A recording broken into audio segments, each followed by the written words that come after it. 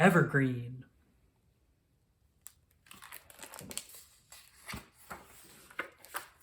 By Matthew Cordell. Part 1. Magic Soup. Deep in Buckthorn Forest, at the northernmost edge of Burr Valley, high in the tallest red oak tree, behind the closed curtains of a bedroom window, hid a squirrel named Evergreen. Evergreen was afraid. Afraid of loud noises, afraid of meeting someone new, afraid of heights, afraid of swimming, afraid of germs, and thunderstorms. Her very worst fear was a thunderstorm. Evergreen was afraid of many more things than this, but it would take far too long to list them all. But Evergreen was not afraid of soup. Her mother made the best soup in all of Buckthorn Forest, and everyone agreed this was true. Mama's soups were not only tasty, they were magic. Mama's soups could make a cold person warm, a sleepy person awake, and a grumpy person happy. Mama's soups could even make a sick person healthy. "Evergreen, I need you," called Mama from the kitchen. Oh no, Evergreen thought. Any time Mama said she needed her, it meant she was going to ask Evergreen to do something she was afraid to do. "Granny Oak has come down with a terrible flu," said Mama. "This soup will help her feel better. Can you please take it to her?" Evergreen thought about it for a second. "No, Mama," she said. "I can't do it." Granny Oak lived all the way on the other side of Buckthorn Forest. Evergreen had never traveled Buckthorn alone, and the forest could be a scary place, even if you weren't a squirrel named Evergreen. "I'm sorry, Evergreen," said Mama, "but you must. Granny Oak is very sick. I have to stay here and make another soup for Auntie Maple's rash. I know you are afraid, but I believe you can do it." Evergreen did not believe she could do it, but she put on her shawl and prepared to leave. "Be very careful, Evergreen. Try not to spill a drop of this soup," said Mama. She ladled it into an empty acorn and tightly screwed on the cap. Granny Oak will need every bit of it to get better.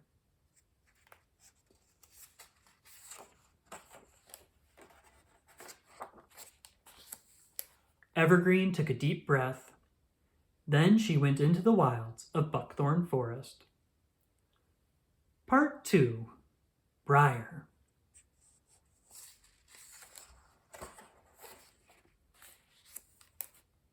Evergreen made her way deep into the woods. Every so often, she would hear a noise and think, "Was that thunder?" So far it wasn't, thankfully. But then, over a ridge came a noise that was creepier and louder than any she had ever heard, and Evergreen was afraid. "Scree! Ee! Scree! Ee! Help!" cried a stranger, a fluffy white rabbit trapped between two large stones. "I'm stuck! I'm stuck! And there are hawks in these woods! Scree! Ee!" "I can't do it," was Evergreen's first thought. Hawks eat rabbits. Hawks eat squirrels. Evergreen wanted to run. But what about the poor, sweet bunny? She had to help. She had to try. Evergreen ran to the rabbit, and together they pushed and pushed and pushed and pushed until the massive stones moved apart. Evergreen's hands trembled. Her heart pounded until at last the rabbit was free. "Thank you," said the rabbit, who introduced herself as Briar. "You're welcome," said Evergreen, who introduced herself as Evergreen. "Oh my," said Briar, sniffing.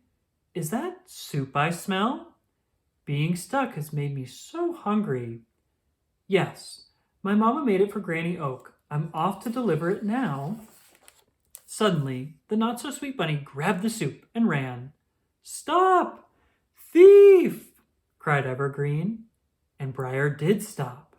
"Scree! Yee!" She looked up. She dropped the soup on the ground. Briar knew that bunnies weren't the only ones in Buckthorn Forest that went, "Scree! Yee!"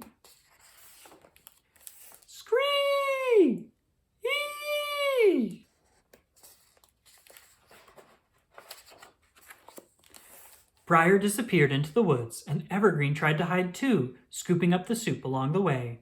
But she wasn't fast enough to escape the red-tailed hawk, who snatched her up with razor-sharp talons and climbed into the sky. Evergreen feared the worst. Part 3. Ember.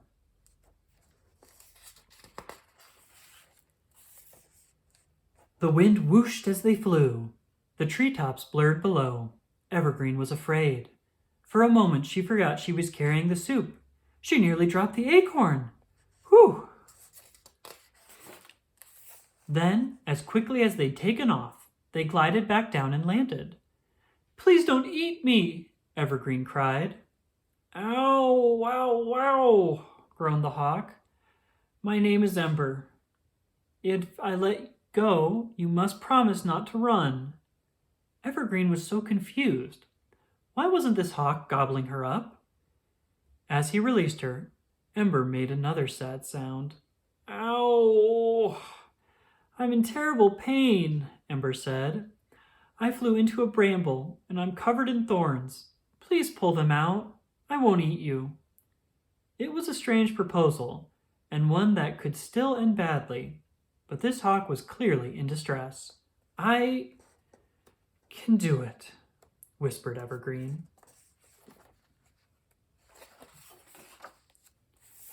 Evergreen carefully plucked the thorns from Ember's back, wings, and breast. As she worked, she tried to explain her own dilemma, in case Ember reconsidered making a meal of her. She had to get Mama's soup to Granny Oak. Mama was depending on her. Finally, Evergreen plucked out the last thorn. "Ah, thank you." "I'm sorry to hear about Granny Oak," said Ember. "I will fly you there and make the journey quick." No thanks," said Evergreen, thinking better of hawks and heights. "Fair enough," said Ember. "Perhaps we'll meet again, Evergreen." Scree! Ee! Scree! Ee! Evergreen collected herself and then found her way back to the trail. How frightening Buckthorn is, she thought. And yet, she had rather enjoyed the adventure. Before continuing, she stopped at a sparkling stream to have a drink, when suddenly came another loud and terrible and ground-shaking noise. Croak! That's not thunder, Evergreen shivered. It sounds worse. Part 4. Sprig and Squirt.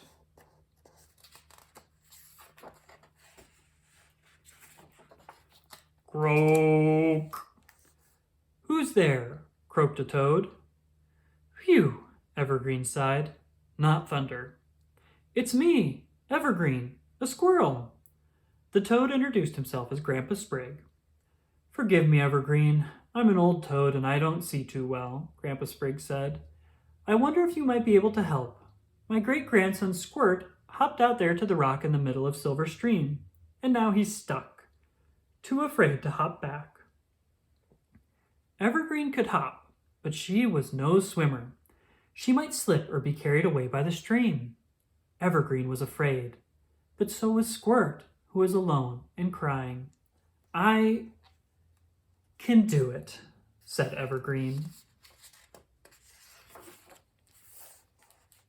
"Thank you," said Grandpa Sprig. "And is that soup I smell?" He licked his lips. "Yes, I'm taking Mama's soup to Granny Oak, who is sick with the flu," said Evergreen. Grandpa Sprig licked his lips again. "I will take this soup with me," thought Evergreen. The first 2 stones were easy to step across, and the next one too. But the next stone was a big hop away. Hop! She made it. The next stone was an even bigger hop. Hop! Slip! Evergreen nearly lost the soup, and she almost fell into the water.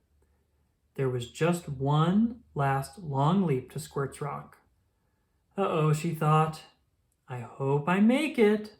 Sproing! She made it. Evergreen took Squirt in one arm and the soup in the other, and back they went to Grandpa Sprig.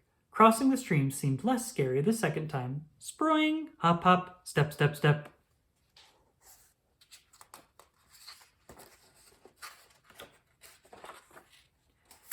Evergreen continued through Buckthorn Forest, encountering strange noises, meeting new friends, dodging a few enemies, and nearly losing the soup at every turn.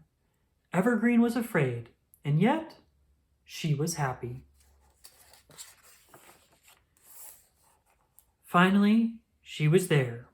Granny Oak's house was just down the trail, and not a drop of soup had spilled. But then came the loudest, scariest, ground-shakingest noise of the day. Groar! Evergreen's teeth rattled.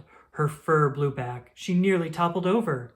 She had to get Mama's soup to Granny Oak. Part 5. The Bear.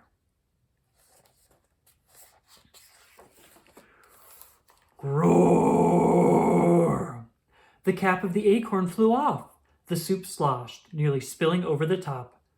"Oh no!" screamed Evergreen. "Granny Oak!"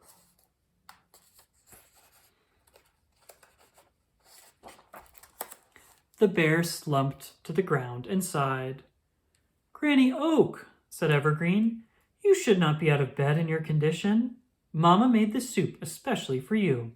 Evergreen screwed the cap back onto the acorn. "Let's get you inside." Evergreen put Granny Oak back into bed and tucked her in. Granny opened her mouth, and Evergreen fed her every last drop of soup. It was still hot. "Thank you, Evergreen," said Granny. "I'm feeling better already. You were very brave to come all the way here by yourself." Evergreen smiled. She didn't say a word, even if she agreed.